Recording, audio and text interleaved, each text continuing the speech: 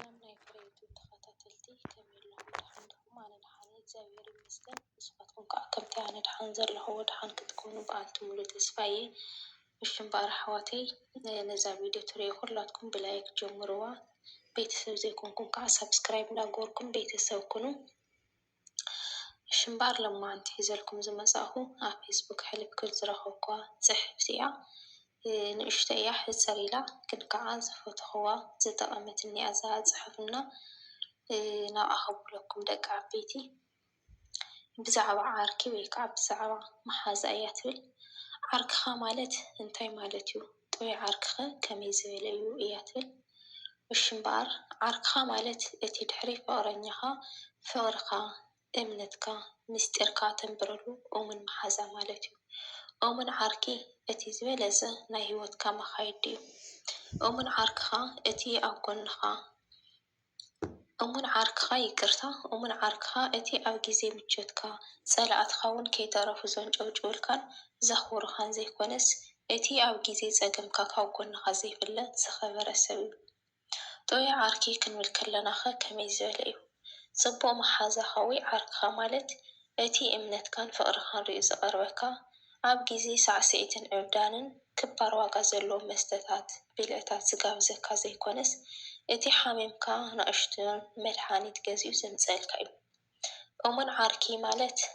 እቲ ፃዕዳ ብፃዕዳ ኮይንካ ጎይታ ንበር ክበር ዝብለካ ኣብ ዘቕምጠካ ዝስእን ዘይኮነስ እቲ እኳ ክዳን ሲኢንካ ዓሪቕካ ንእሽቶን ክዳን ዝገዝአልካ እዩ እሙን ዓርኪ ማለት እቲ ፀሓይ እናሃለወት ላምባዲና ዘብርሀልካ ዘይኮነስ እቲ ብዝተፈላለዩ ነገራት ሂወት ፀልሚታትካ ፅላለትካ ከይተረፈ ዝጠለመካ ግዜ ንእሽቶን ብርሃን ኮይኑ ዝመፀካ እዩ እሙን ዓርኪ ማለት እቲ ካብ ሓደ ባር ናብ ካሊእ ባር ካብ ሓንቲ ጓል ናብ ካልአይቲ ጓል ዝዘውር ዘዛውረካ በቢዓይነቱ መስተ ዝጋብዘካ ዘይኮነስ እምነትን ሓቅን ፍቕርን ቅንዕናን ምስገናን ትሕትናን ብርሃን ናይ ሂወትካ መሰረት ምንባርካ ምዃኖም ዝነግረካን ዝምዕደካን እዩ እሙን ዓርኪ ማለት እቲ ንሽሻ ንሽጋራ ንጫት ከም ዓብይ እንግዶት ገይሩ ዝጋብዘካ ኣብ ዘይተደለየ ሱስ ዘጥሕለካ ዘይኮነስ ብኣንፃሩ ሓደጋ ሂወትካ ምዃኖም ዝነግረካ ካብኦም ክትፍወስ ዝሕግዘካ እዩ እሙን ዓርኪ ማለት እቲ መኪና ሒዝካ ርኢካ ቀይሕ ምንፃፍ ዘንፅፈልካ ዘይኮነስ እቲ መደያይቦ ሲኢንካ ኣብ ናይ ሂወት ገደል ተንጠልጢልካ ርኢዩ መሳልል ወይ ከዓ መደያይቦ ዝሕዘልካ እዩ እሙን ዓርኪ እቲ ጅባኻ ርኢዩ ንመስተ ኣነ ክኸፍለልካ እናበለ ዝግልገል ዘይኮነስ እቲ ሓሚምካ ንማይ ፀለድዩ ንሕክምና ክትከይድ ኢልካ መሳፈሪ ሲኢንካ መሳፈሪ ወይ መሐከሚ ዝሕግዘካ እዩ እሙን ዓርኪ ምርካብ ትዕድልቲ እዩ መወዳድርቲ እውን የብሉን እሙን ዓርኪ ይፍጠረልና ኣሜን እምበር ኣሕዋተይ እዛ ፅሕፍቲ እዚኣ ትመስል ኣዝያ እያ ሓፃር ግን ከዓ ጥዕምቲ እያ ኣነ ብጣዕሚ እየ ፈትያ ካብኡ ከዓ ኣነ ናይ ባዕለይ ብዛዕባ እሙን ዓርኪ ትብል ንእሽተይ ክውስኸላ እየ እሙን ዓርክስ መጀመርያ ንኣኻትኩም እየ ክሓተኩም ከምታ ብናይ ፌስቡክ ፅሕፍቲ ዝተምሃርኩላና ደስ ዝበለትኒ ካብኻትኩም ከዓ ንክምሃር እሙን ዓርኪ ንኣኻትኩም ወይ ከዓ ንኣኻትክን እንታይ ማለት እዩ ኣብ ኮመንቲ ኣቕምጡ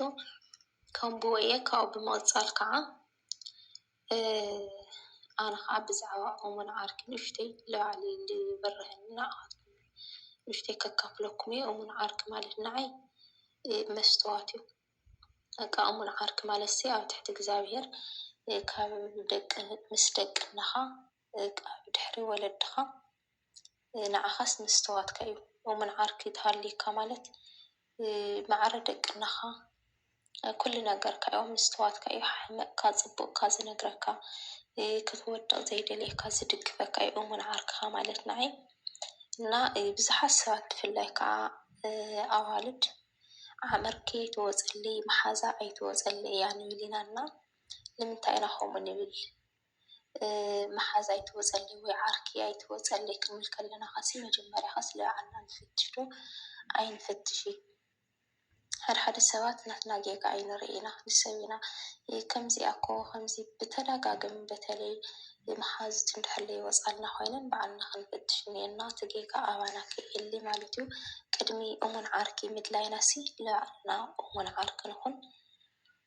እዚኣ ትመስል ናይ ሎማዓንቲ ትሕዝቶይ ፈቲኹም ክትኮኑ ተስፋ ይግበር። ክሳዕ ሕጂ ስለ ዘዳመፅኩኒ ብጣዕሚ እየ ዘመስግን። ሕጂ እውን ብድጋሚ ሳብስክራይብ ግበሩ፣ ላይክ ግበሩ።